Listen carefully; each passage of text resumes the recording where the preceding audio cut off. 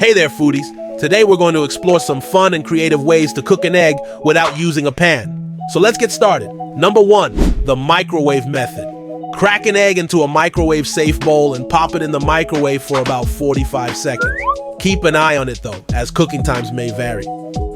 Jumping to number 2, the oven method. Preheat your oven to 350 degrees Fahrenheit. Crack an egg into a ramekin or oven-safe dish and bake for 10 to 15 minutes, or until the egg is set. Number 3, the mug method. Crack an egg into a microwave-safe mug and microwave for about 45 seconds. And number 4, the sandwich method. Crack an egg into a sandwich bag and microwave for about 45 seconds. And number 5, the mason jar method. Crack an egg into a mason jar and microwave for about 45 seconds. And there you have it, folks. 5 different ways to cook an egg without a pan. Give these methods a try and let us know which one is your favorite. Thanks for tuning in, and don't forget to follow and subscribe for more fun and creative cooking tips.